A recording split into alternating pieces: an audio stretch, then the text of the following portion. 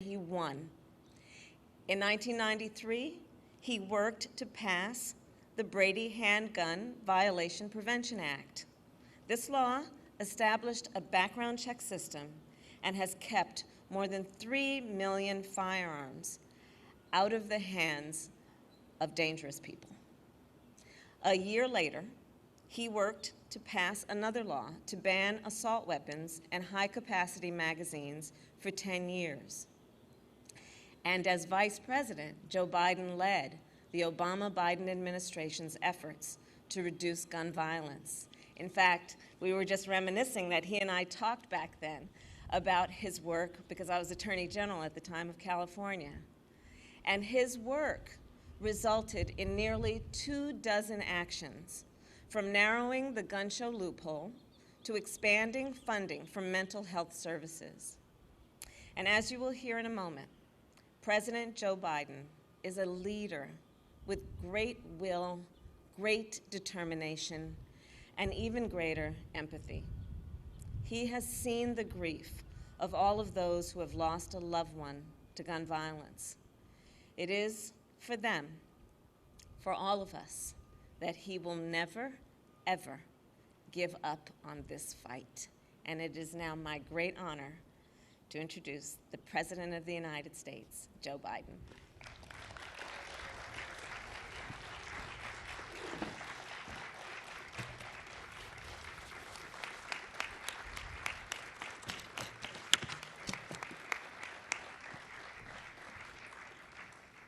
Thank you, Kamala, Madam Vice President. Thank you very much.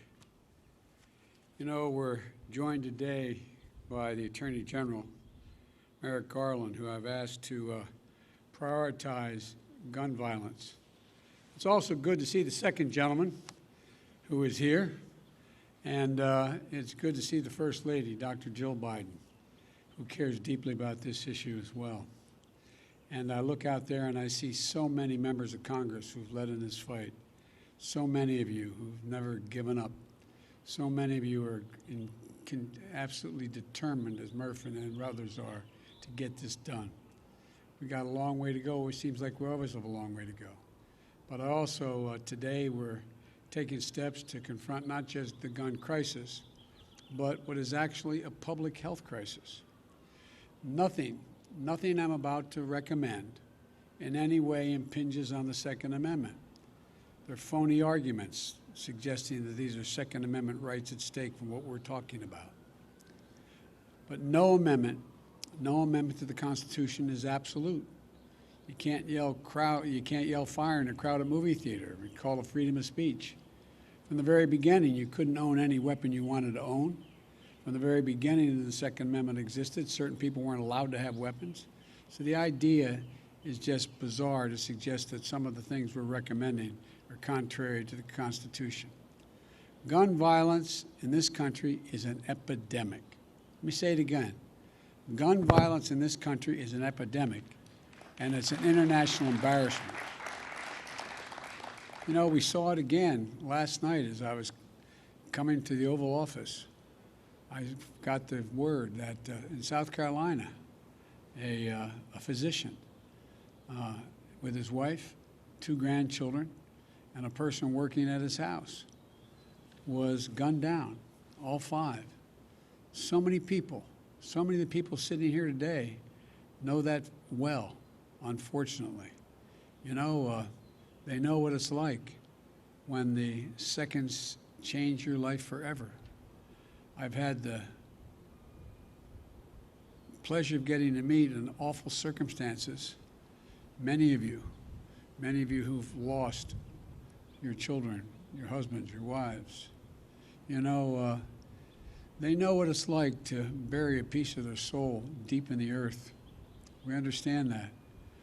Mark and Jackie, I want to tell you, it's always good to see you, but not under these circumstances. I want to say before I introduce the rest of the folks is, you know, what a lot of people have not been through, what they've been through, don't understand. It takes a lot of courage to come to an event like this. They're absolutely determined to make change. but Mark and Jackie, whose son Daniel was a first grader in Sandy Hook Elementary School. Or Daniel loves sports, loves outdoor sports, getting muddy. I see my friend, Fred Gutenberg. His daughter, Jamie, was a freshman at Marjorie Stoneman Douglas High School. She was an accomplished dancer. I see Brandon Wolf, who was the shooting at the Impulse, at the Pulse Club, nightclub. He survived, but his two best friends died. Greg Jackson, who was just walking down the street when he was caught in the crossfire of a gunfight. And of course, I see a close friend of Jill's and mine, Congresswoman Gabby Gifford, who is here, who was speaking with her constituents in front of a grocery store in her state when she was shot and a member of her staff was killed. You know, they're here, and their pain is immense. And you know, what a lot of you, hopefully many of you, don't know is you've gone through a trauma. No matter how much you work to make sure others don't go through it, every time you show up at an event like this, it brings back when you got that phone call. It brings back the immediacy of what happened at that moment. So I genuinely mean it. Thank you. Thank you for having the courage to be here, the courage to continue this fight. Senator Blumenthal understands it. A lot of the folks out here understand it. But it takes real courage, so thank you. To turn pain into purpose and demand that we take the action that gives meaning to the word enough. Enough, enough, enough. Because what they want you to know, what they want you to do is not just listen. Every day in this country, 316 people are shot every single day. 106 of them die every day. Our flag was still flying at half staff for the victims of the horrific murder of 8 primarily Asian American people in Georgia, when 10 more lives were taken in a mass murder in Colorado. You probably didn't hear it, but between those two incidents, less than 1 week apart, there were more than 850 additional shootings. 850 that took the lives of more than 250 people and left 500 injured. This is an epidemic, for God's sake, and it has to stop. So I'm here to talk about 2 things. First, the steps we're going to take immediately. And second, the action that needs to be taken going forward to curb the epidemic of gun violence. I asked the Attorney General and his team to identify for me immediate, concrete actions I could take now without having to go through the Congress. And today I'm announcing several initial steps my administration is taking to curb this epidemic of gun violence. Much more need be done, but the first, want to rein in the proliferation of so-called ghost guns. These are guns that are homemade, built from a kit, that include directions on how to finish the firearm. You can go buy the kit. They have no serial numbers, so when they show up at a crime scene, they can't be traced. And the buyers aren't required to pass a background check to buy the kit, to make the gun. Consequently, anyone from a criminal to a terrorist can buy this kit in as little as 30 minutes, put together a weapon. You know, I want to see these kits treated as firearms under the Gun Control Act, which is going to require that the seller and manufacturers make the key parts with serial numbers and run background checks on the buyers when they walk in to buy that package. The second action we're going to take, back in the year 2000, the Bureau of Alcohol, Tobacco, and Firearms released a report on its investigations of firearms trafficking in America.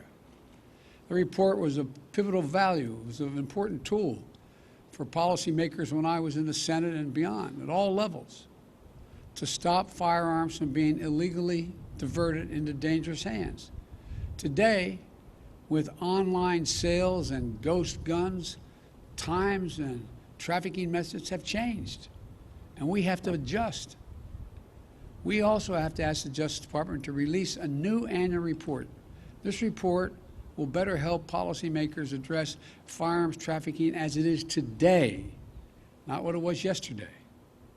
The third change, we want to treat pistols modified with stabilizing braces with the seriousness they deserve. A stabilizing brace hook on a pencil essentially makes that pistol a hell of a lot more accurate than a mini rifle. As a result, it's more lethal, effectively turning it into a short-barreled rifle. That's what the alleged shooter in Boulder appears to have done. I want to be clear that these modifications to firearms that make them more lethal should be subject to the National Firearms Act. The National Firearms Act requires that a potential owner pay a $200 fee and submit their name and other identifying information to the Justice Department, just as they would if they went out and purchased a silencer for a gun. Fourthly, during my campaign for president, I wanted to make it easier for states to adopt extreme risk protection order laws. They're also called red flag laws, which everybody in this lawn knows, but many people listening do not know. These laws allow a police or family member to petition a court in their jurisdiction and say, I want you to temporarily remove from the following people any firearm they may possess because they're a danger and a crisis. They're presenting a danger to themselves and to others. And the court makes a ruling. To put this in perspective, more than half of all suicides, for example, involve the use of a firearm. But when a gun's not available, an attempt at suicide, the death rate drops precipitously. States that have red flag laws have seen the reduction in the number of suicides in their states.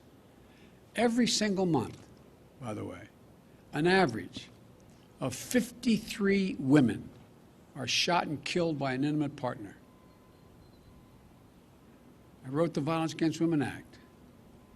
It's been a constant struggle to keep it moving.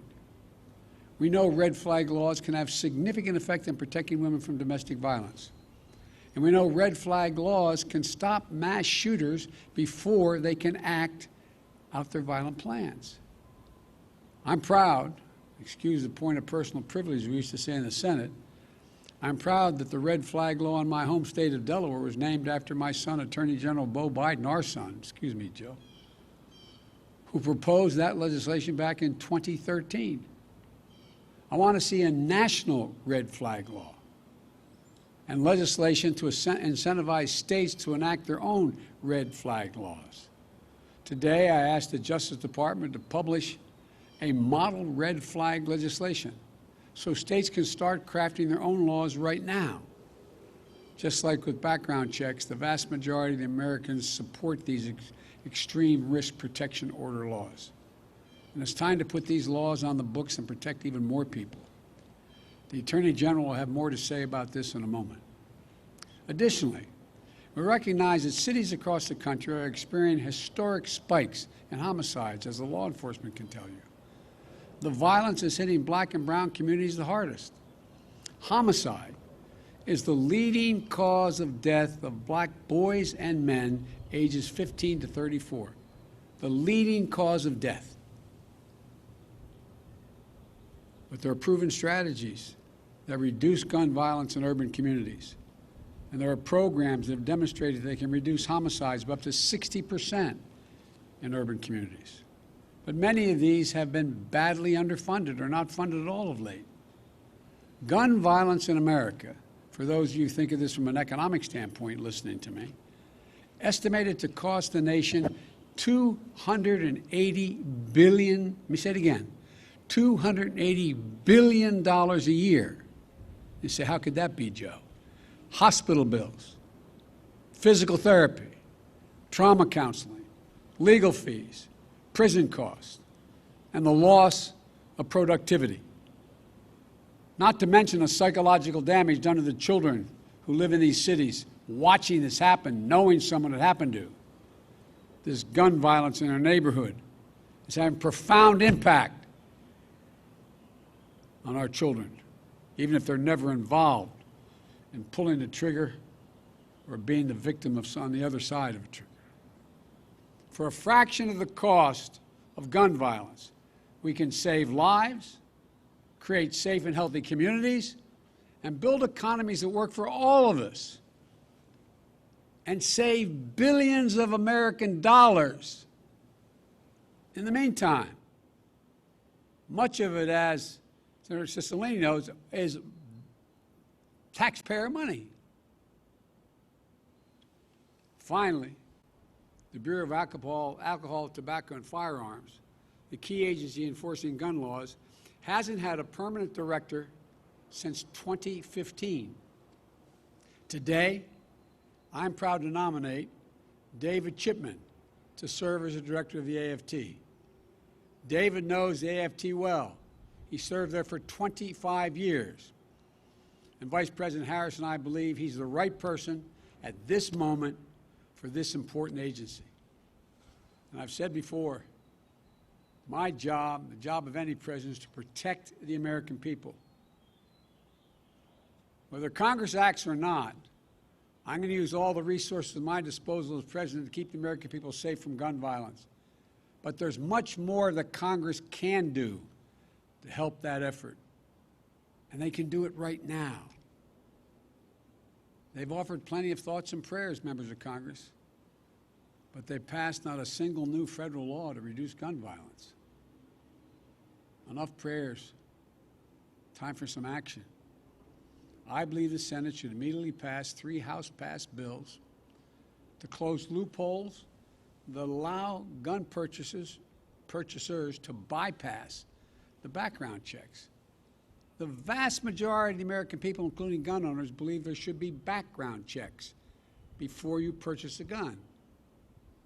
As was noted earlier, hundreds of thousands of people have been denied guns because of the background checks. What more would have happened?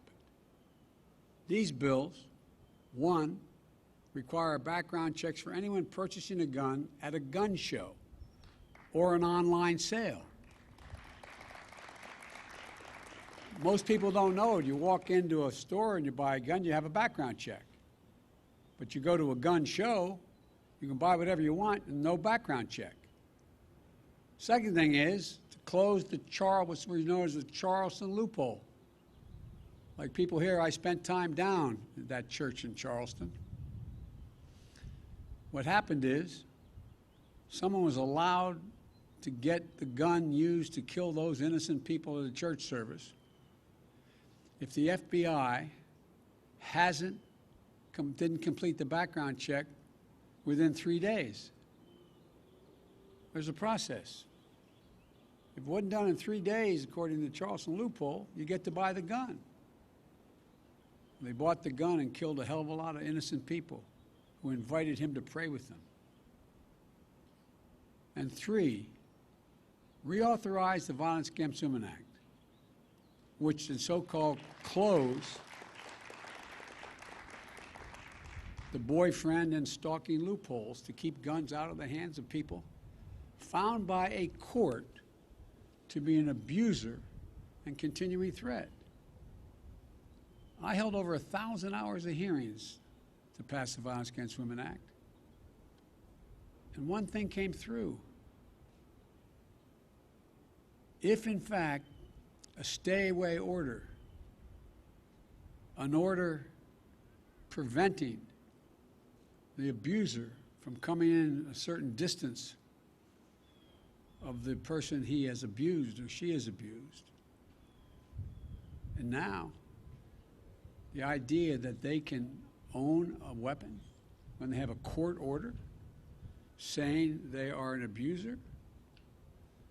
These are some of the best tools we have right now to prevent gun violence and save lives. But all these bills, they had support of both Democrats and Republicans in the House. And universal background checks are supported by the vast majority of the American people. And I might add, the vast majority of responsible gun owners. So let me be clear.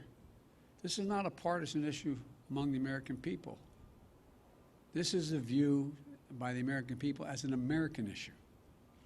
And I'm willing to work with anyone to get these done. And it's long past time that we act. Now, I know this has been a hobby horse of mine for a long time. Got it done once. We should also ban assault weapons and high-capacity magazines in this country. For that 10 years we had it done, the number of mass shootings actually went down. Even law enforcement officials have told me and told other champions of this legislation they sometimes feel outgunned by assault weapons with large capacity magazines. There's no reason someone needs a weapon of war with 100 rounds, 100 bullets that can be fired from that weapon. Nobody needs that. Nobody needs that. We got that done when I was a United States Senator. It wasn't easy going up against the gun lobby, but it saved lives. And we should also eliminate gun manufacturers from the immunity they receive from the Congress.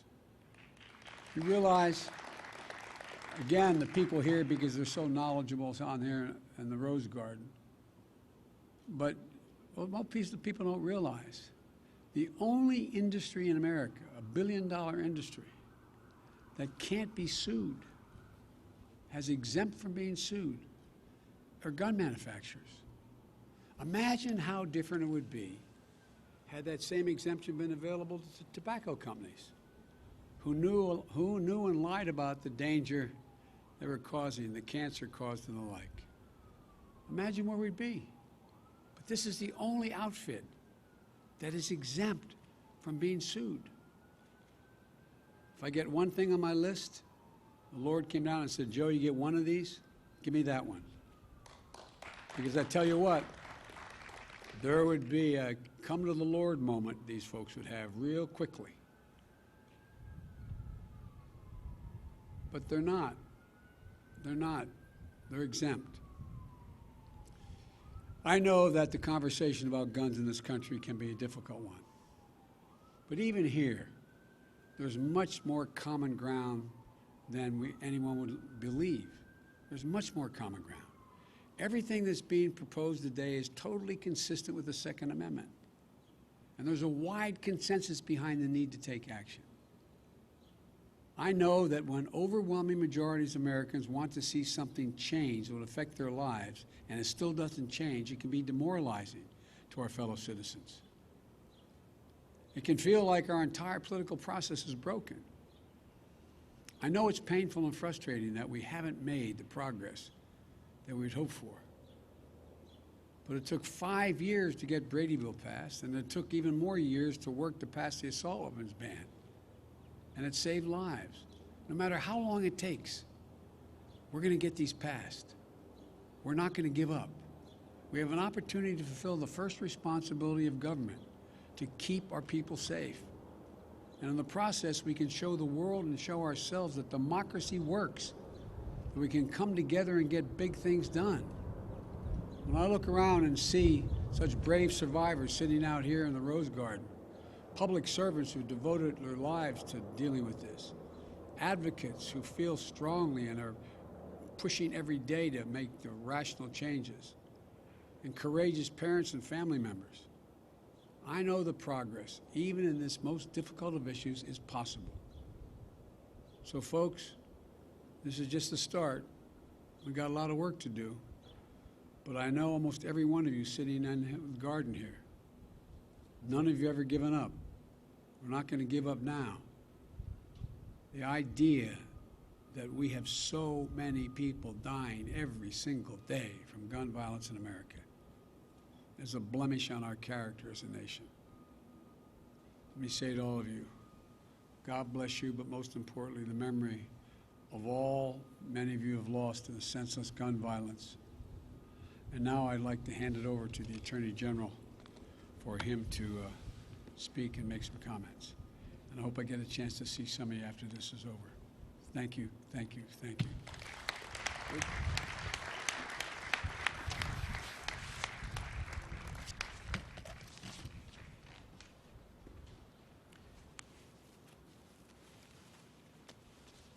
Thank you, Mr. President and Madam Vice President.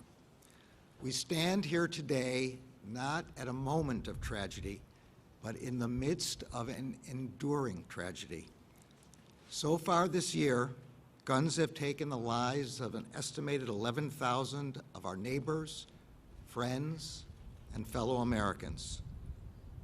As the President explained, gun deaths in our country are occurring at a staggering pace, on the order of about 100 Americans killed every day, with hundreds more wounded. I am under no illusions about how hard it is to solve the problem of gun violence, and I know that the Department of Justice alone cannot solve the problem. It is a problem that we must all work on together in a collective effort to keep guns out of the hands of criminals and save lives. But there is work for the department to do, and we intend to do it. Today, the Department of Justice is announcing several steps that we will take to keep guns out of the hands of criminals and reduce the risk of gun violence. First, we will ensure that we understand and measure the problem of criminal gun trafficking in a data-driven way. Over 20 years ago, ATF undertook a gun trafficking study.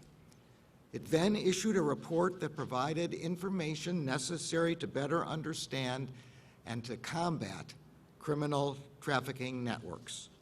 No such study has been conducted since that time. Accordingly, I have directed ATF to begin work on an updated study of criminal gun trafficking, one that will take into account the fact that modern guns are not simply cast or forged anymore, but can also be made of plastic, printed on a 3D printer, or sold in self-assembly kits. We will evaluate how some of our best tools, including the National Integrated Ballistics Information Network and the National Tracing Center, are keeping up with the times. And we will analyze our criminal cases and investigations to determine what they can show us about modern gun trafficking patterns. We expect that the lessons from this study will help agents, prosecutors, and policymakers tackle modern criminal gun trafficking enterprises. Second, we will close a regulatory loophole that has contributed to the proliferation of so-called ghost guns. Federal law requires that manufacturers mark all firearms with serial numbers so they can be traced if they are used in crimes. It also requires licensed firearms dealers to run background checks to ensure that individuals who are barred by law from purchasing firearms cannot do so. The emergence of ghost guns threatens both of these important law enforcement objectives. Currently, individuals can buy kits that contain all or almost all of the parts they need to assemble a gun. They can put a working weapon together in as little as 30 minutes. The kits are aptly called buy, build, shoot kits. Yet because of a gap in the ATF regulations, these kits may not be considered firearms. As a result, they are being made and sold without serial numbers and sold without background checks. Within 30 days, ATF will issue a proposed rule to plug that gap and to enable law enforcement to trace crime guns and to keep guns from being sold to those who cannot lawfully possess them. Third, we will make clear that statutory restrictions on short-barreled rifles apply when certain stabilizing braces are added to high-powered pistols. Federal law requires the taxation and registration of all short-barreled rifles. It does so because these weapons are powerful, yet easily concealable. Currently, however, some manufacturers market and some individuals purchase certain kinds of stabilizing braces that, when attached to a pistol, effectively convert it into a short-barreled rifle, a weapon that is, in the words of the statute, quote, intended to be fired from the shoulder. Such braces make high-powered pistols more stable and accurate while still concealable. Within 60 days, ATF will issue a proposed rule that will make clear that when a device marketed as a stabilizing device effectively turns a pistol into a short-barreled rifle, it is subject to the requirements of the statute. Fourth, we will publish model red flag legislation for states. Red flag laws, as the President has explained, allow family members or law enforcement to petition for court orders that temporarily bar people in crisis from accessing firearms if they present a danger to themselves or to others. 19 states and the District of Columbia have already made this important step. Within 60 days, the Justice Department will publish model legislation that will make it easier for states that want to craft laws permitting such emergency risk orders to do so. Fifth, we will empower our communities to combat and prevent gun violence. We all recognize that although law enforcement plays an important role, gun violence is not a problem that law enforcement alone can solve.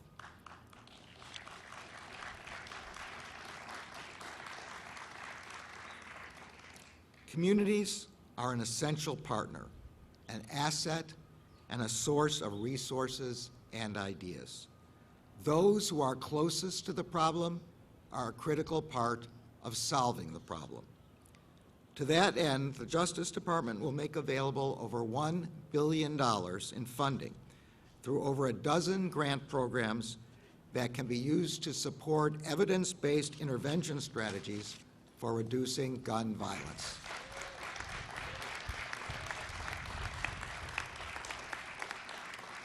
Such strategies include, but are not limited to, street outreach, violence interrupters, and hospital-based violence intervention services. I have directed all of our grant-making components to make community violence intervention and prevention a priority. Finally, none of these measures or any of the other critical law enforcement work the Department does with respect to illegal guns can be effectively carried out without strong leadership. That is why the President has nominated David Chipman to be the next ATF director. Mr. Chipman has come up through the ranks, spending 25 years in the trenches fighting illegal gun trafficking and criminal enterprises. His extensive experience as an ATF agent will prove invaluable, and I look forward to working with him.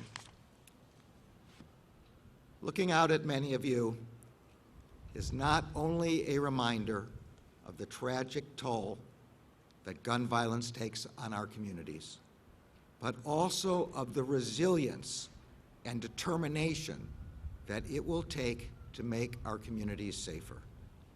The Department of Justice shares your commitment and that of the President and of the Vice President to stopping the plague of gun violence and saving the lives of those we love. Thank you.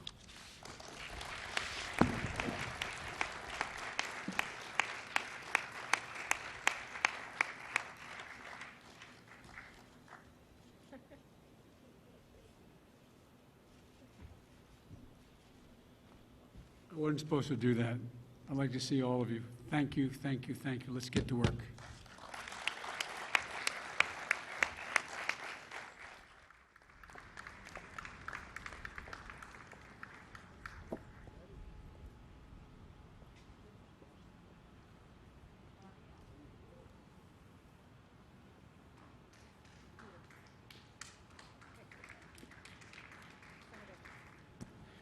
Ladies and gentlemen, please remain in your seats until the President and stage participants have departed.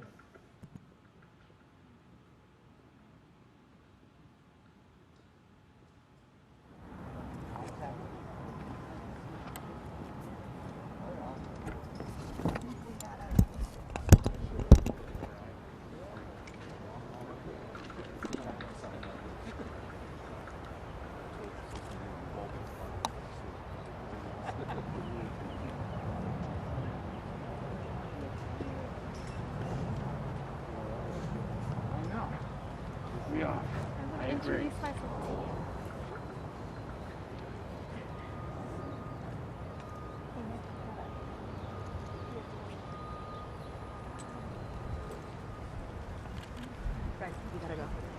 We gotta go to the briefing. What's that? We gotta go to the briefing. Okay.